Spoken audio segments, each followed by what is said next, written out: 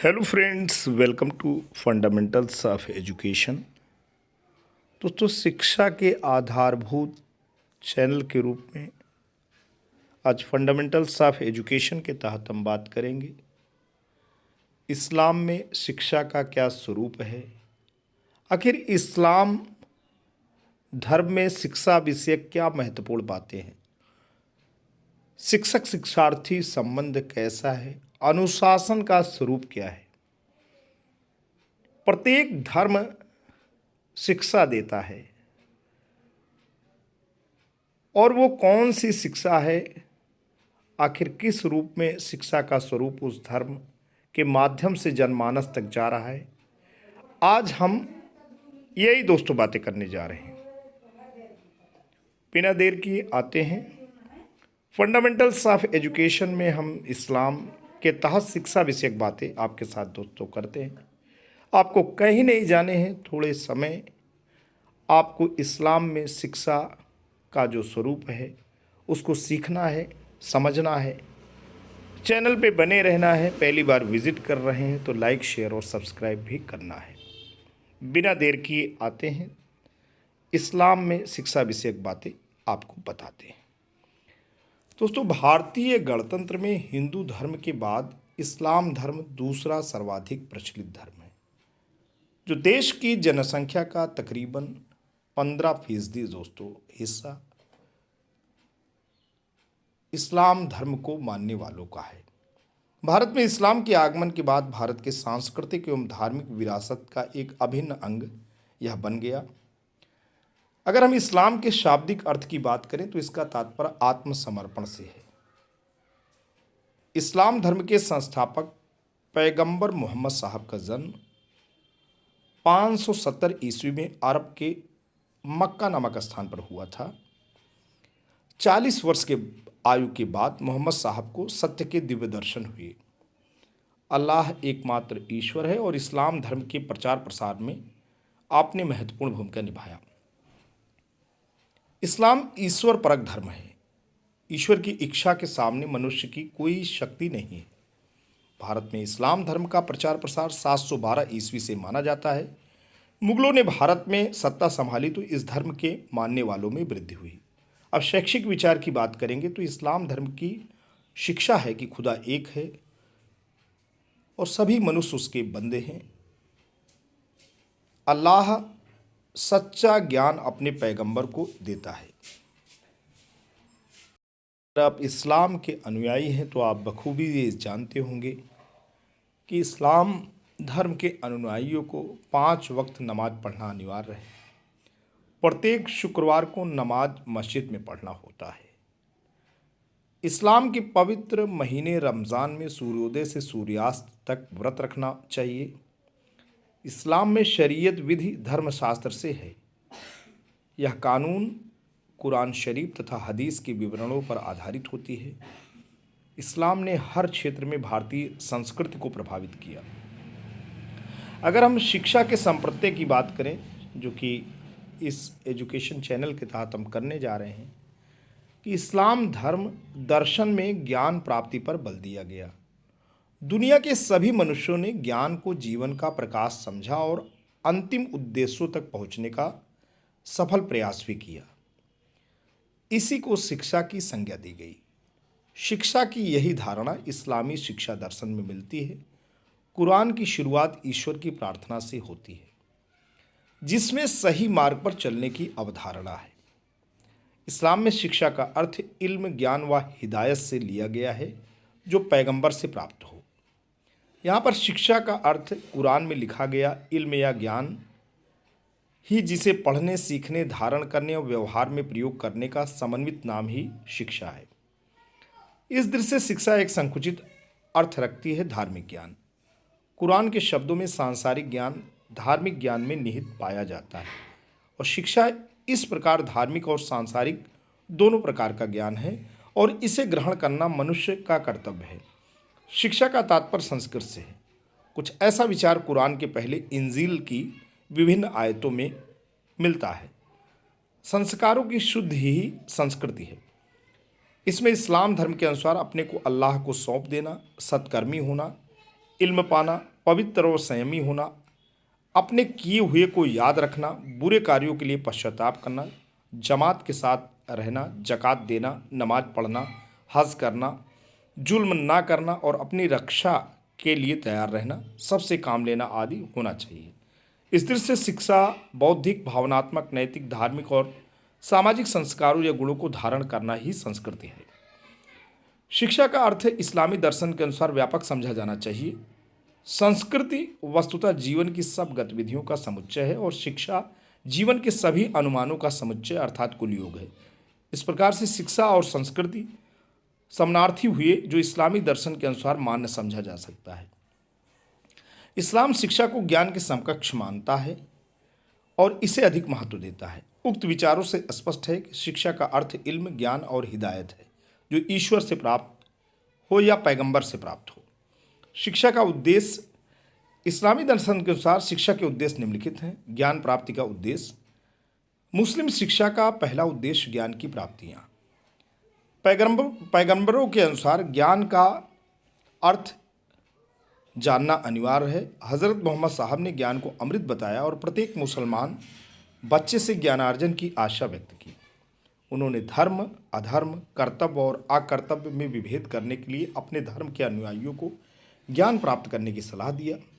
शुरू में ज्ञान प्राप्ति का केवल उद्देश्य धार्मिक ज्ञान रहा, लेकिन बाद में सभी प्रकार के ज्ञान पर बल दिया गया।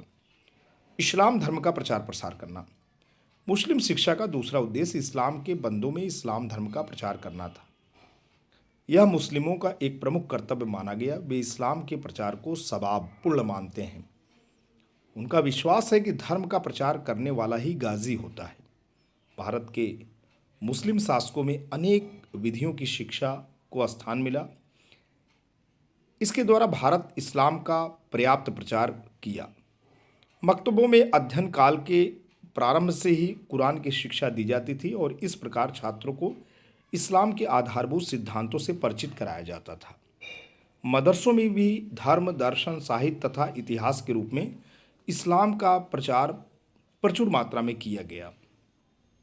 आध्यात्मिक एवं नैतिक विकास का उद्देश्य, कुरान के अनुसार मनुष्य को सही ज्ञान मिलने से उसका आध्यात्मिक एवं नैतिक विकास होता है। इस्लाम इस बात पर जोर देता है कि यदि मनुष्य का आचरण शुद्ध और नैतिक होता है तो उस पर अल्लाह की दया होती है। यह सच्चे भक्तों एवं ईमान वालों को संगत से मिलता है। कुरान में लिखा है, और तुम पर वह अल्लाह किताब में यह हुक्म उतार चुका है कि जब तुम सुन लो कि अल्लाह की आयतों से इनकार किया जा रहा है और उनकी हंसी उड़ाई जा रही, तो ऐसे लोगों के साथ मत बैठो, वरना तुम भी उन्हीं जैसे हो जाओगे।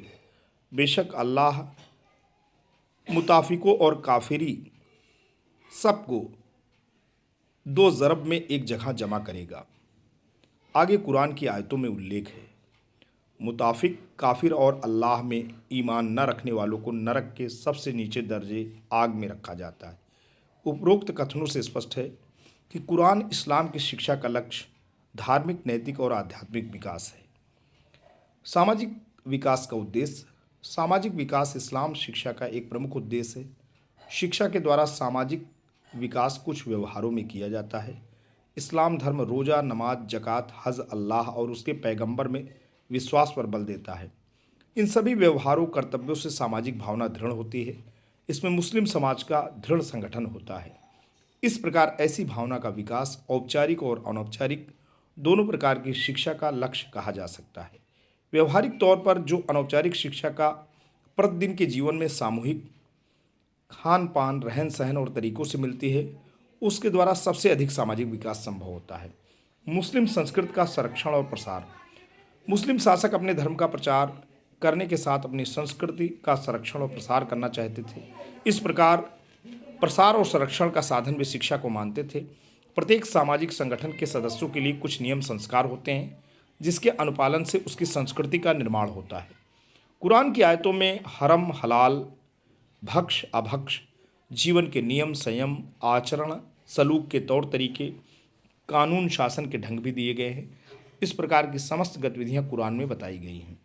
स्वर्ग, नरक, कयामत के दिन, फैसला, ऐसा विश्वास, ज्ञान, विज्ञान, कला, कौशल, सभी का जिक्र किसी न किसी रूप में कुरान में दिया गया है। भारतीय शिक्षा में इस्लाम संस्कृत का प्रभाव मध्यकाल में रहा। आईने अकबरी के अनुवादक प्रोफेसर ब्लाचमैन ने लिखा है कि ललित कलाओं का शौक मुगल बादशाहों में बहुत था। तत्कालीन पुस्तक किस्से लगज में लगभग 1480 चित्र दिए गए हैं। संगीत, कला, नृत्य, नक्काशी, भवन निर्माण का शौक प्रायः सभी मुसलमान शासकों में था। इस्लामी संस्कृत को विकसित करने के लिए हिंदू संस्कृत को भी कहीं न कहीं अपनाया गया। लौकिक ऐश्वर्य की प्राप्ति का उद्देश्य। इस्लाम शिक्षा का उद्देश्य सांसारिक ऐश्वर्य प्राप्त करना था। इस बात को ध्यान में रखकर शिक्षा दी जाती थी जिससे बालक का भावी जीवन सांसारिक सुख संपन्नता से व्यतीत हो सके। राजनैतिक और राज्य विस्तार का उद्देश्य। धर्म प्रचार प्रसार, संस्कृत के संरक्षण के साथ साथ राज्य विस्तार का भी उद्देश्य था। इस्लाम धर्म मानने वालों को कुरान में हिदायत है कि काफिरों को दोस्त न बनाएं। आगे लिखा है, ए पैगंबर, काफिरों और मुनाफिकों के विरुद्ध जिहाद करो और उनसे सख्ती से पेश आओ। धर्म शिक्षा के कारण ही मोहम्मद साहब को मक्का छोड़ मदीना जाना पड़ा। इससे मक्का और मदीना तक राज्य विस्तार हुआ। इस्लामी शिक्षा का उद्देश्य धर्म और राज्य दोनों का विस्तार करना था। धर्मांतरण और धर्म परिवर्तन से जनसंख्या का विस्तार करना इनका प्रमुख लक्ष्य रहा। पाकिस्तान और हिंदुस्तान इन्हीं की नीतियों का परिणाम रहा। व्यावसायिक और आर्थिक विकास का उद्देश्य। इस्लामी शिक्षा का व्यावसायिक एवं आर्थिक विकास प्रमुख उद्देश्य था। कुरान में यत्र तत्र इसके संकेत मिलते हैं। मुसलमान शुरू से व्यापार के लिए देश देशांतर की यात्रा करते पाए गए। भारत में भी अरब का सौदागर 7वीं सदी में आए और व्यापार कर वापस चले गए। महमूद गजनबी भारत के आर्थिक एवं ऐश्वर्य को देखकर आक्रमण किया। कुरान के मानने वालों के अनुसार इस्लाम शिक्षा का उद्देश्य व्यावसायिक एवं आर्थिक विकास उद्देश्य था। पाठ्यक्रम। इस्लामी शिक्षा व्यवस्था दो प्रकार की थी, प्राथमिक एवं उच्च। प्राथमिक शिक्षा मकतब और उच्च शिक्षा मदरसों में दी जाती थी, अतः उनका पाठ्यक्रम भी अलग अलग था। प्राथमिक शिक्षा के अंतर्गत वर्णमाला का ज्ञान, कुरान की आयतें याद करना, अंक गणित, पत्र लेखन, अर्जी नबीसी, फारसी भाषा और व्याकरण का ज्ञान कराया जाता था। नैतिक शिक्षा के लिए शेख नबी की पुस्तकें बोस्ता, गुलिस्ता, लैला मजनू आदि पढ़ाई जाती थी। उच्च शिक्षा का पाठ्यक्रम दो प्रकार का था, धार्मिक और लौकिक। धार्मिक पाठ्यक्रम के अंतर्गत कुरान, मोहम्मद साहब की परंपरा, इस्लामी इतिहास, इस्लामी नियम कानून, सूफी संत के सिद्धांत पढ़ाए जाते थे। लौकिक शिक्षा के पाठ्यक्रम में अरबी, फारसी साहित्य, व्याकरण, तर्कशास्त्र, नीतिशास्त्र, अर्थशास्त्र, कानून, इतिहास, भूगोल, चिकित्सा शास्त्र, गणित, कृषि और ज्योतिष आदि का ज्ञान कराया जाता था। इसके अतिरिक्त मदरसों में विशिष्ट शिक्षा, चित्रकला और संगीत की उच्च कोटि की शिक्षा दी जाती थी। मुस्लिम काल में उक्त कलाओं का सर्वोत्तम विकास हुआ।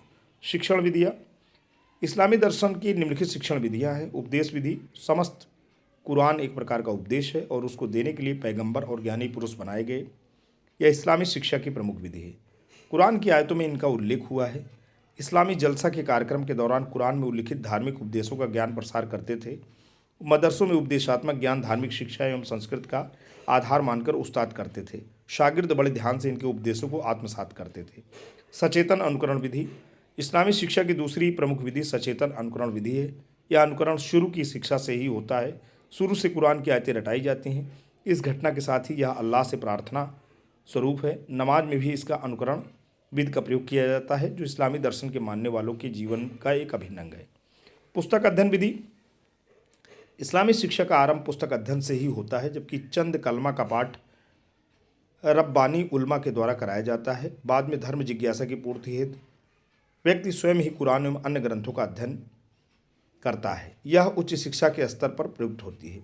पुस्तक अध्ययन विधि के दो रूप होते हैं, एक तो घर पर या विद्यालय में और दूसरा पुस्तकालय। पुस्तकालय में व्यायाम करने एवं काम में लाने का चलन मुस्लिम शासकों ने भारत में काफ़ी किया। स्वयं बादशाह एवं अन्य ज्ञान पिपासु लोग पुस्तकालय आकर ज्ञान प्राप्त करते थे। अतः स्पष्ट किताबों में अल्लाह का ज्ञान होता है और प्रकाश मिलता है, इसलिए पुस्तक अध्ययन विधि की एक प्रमुख विधि कही गई है।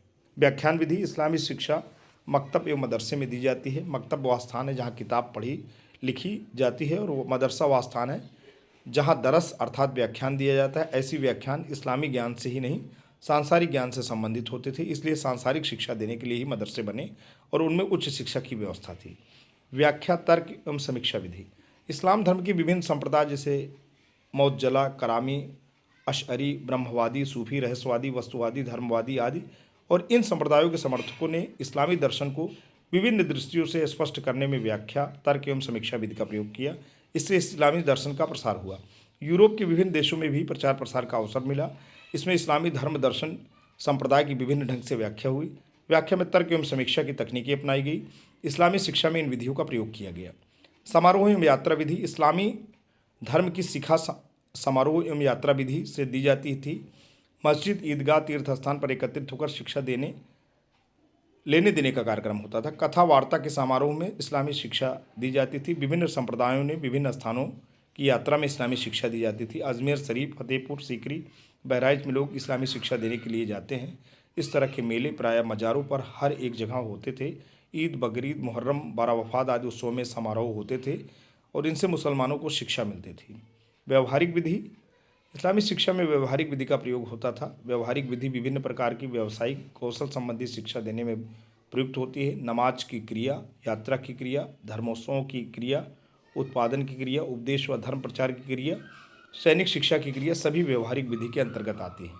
सहकारी विधि। इस्लामी शिक्षा में विद्यार्थी एवं शिक्षक मिलजुल कर कार्य करते हैं। इसी प्रकार सब मिलजुल कर शिक्षा भी लेते हैं। शिक्षक एवं शिक्षार्थी के मध्य जनतांत्रिक संबंध पाया जाता है। इसमें शिक्षा का कार्य सरलता से पूरा होता है। शिक्षा लेने और देने वाले दोनों सजग रहते हैं। सहकारी विधि एक तरह से शिक्षा नायक विधि की प्रक्रिया पर आधारित थी। शिक्षार्थी के विषय में अगर हम बात करें तो इस्लाम धर्म दर्शन के अनुसार अल्लाह, पैगंबर, नबी, उलेमा, शिक्षक पर विश्वास रखने वाला विद्यार्थी चाहिए। विद्यार्थी वास्तव में हुक्म बरदार समझा जाता था। विद्यार्थी भय रखने वाला हो और दी गई कुरान या शिक्षक के हिदायतों को हृदयंगम कर ले। विद्यार्थी से अपेक्षा की जाती थी कि वह पढ़े लिखे और जीवन में उतारे। कुरान की आयतों में विद्यार्थी को सादा जीवन, ऊंचा ख्याल, लोभ लालच न हो, संसार में लिप्त होने की लालसा न हो। विद्यार्थी को लगे रहना एवं शिक्षा ग्रहण करने वाला होना चाहिए। शिक्षक के बताए हुए गुणों को विद्यार्थी में भी उक्त गुणों का पाया जाना आवश्यक समझा जाता था। शिक्षक शिक्षार्थी संबंध। दोस्तों, हम बात कर रहे हैं इस्लाम शिक्षा के अंतर्गत शिक्षक शिक्षार्थी संबंध कैसा होना चाहिए। दोस्तों, इस्लामी धर्म दर्शन के अनुसार शिक्षक छात्र से मित्रवत एवं भातृवत व्यवहार रखेगा। शिक्षक शिक्षार्थी के मधुर संबंध होने चाहिए। शिक्षार्थी अर्थात शागिर्द उस्ताद के बताए गए ज्ञान को ग्रहण करते हुए आदर्शों का अनुसरण करेगा। मध्यकाल में औरंगजेब ने सहसा लेख के प्रति अभद्र व्यवहार का उल्लेख मिलता है। शागिर्द एवं उस्ताद एक दूसरे के सुख दुख में सह अनुगामी रहे। अब हम निष्कर्ष एवं सुझाव पर बात करने जा रहे हैं। इस्लामी धर्म आदर्शवादी, आध्यात्मवादी, ज्ञानवादी और अनुशासनवादी है। इस्लाम धर्म ने अपने सिद्धांतों से विश्व को प्रभावित किया है। इस्लाम दर्शन में शिक्षा को महत्व दिया गया है। कुरान शरीफ के अनुसार तालीम की निजात मुक्ति का स्रोत माना गया है। यानी तालीम जो है निजात यानी मुक्ति का स्रोत है, शिक्षा मुक्ति का स्रोत है। मोहम्मद साहब ने प्रत्येक सच्चे मुसलमान के लिए तालीम, शिक्षा हासिल करना लाजमी बताया। उनका मानना था कि तालीम से धर्म अधर्म, कर्तव्य अकर्तव्य का ज्ञान होता है। दान में धन से बेहतर है कि पुत्रों को शिक्षा दी जाए। दान में धन से बेहतर है कि पुत्रों को शिक्षा दी जाए। दोस्तों, कितनी बड़ी बात यहाँ पे कही जा रही है कि दान में आप धन न दें, उससे बेहतर है, उससे श्रेष्ठकर है कि आप अपने बच्चों को पढ़ाएं लिखाएं। उनका कहना था कि शागिर्द शिष्य की कलम की स्याही शहीदों की खून से अधिक पाक है। स्पष्ट है कि मुस्लिम धर्म ने तालीम, शिक्षा को महत्वपूर्ण स्थान दिया गया। इस्लाम धर्म में शैक्षिक निहितार्थ साहित्य, भाषा, कला, संगीत और ज्योतिष के विकास में देखा जा सकता है। इस्लाम धर्म आपस में प्रेम, दया, एकता, समानता, अभिभावकों की सेवा, न्यायोचित व्यवहार, शांति बनाए रखना, दान देना, सादगी में रहना, नम्रता, दयालुता, क्षमा भाव, आदर, सत्कार और विश्वास पात्र होने की शिक्षा देता है। इस्लाम धर्म मानव सेवा पर बल देता है।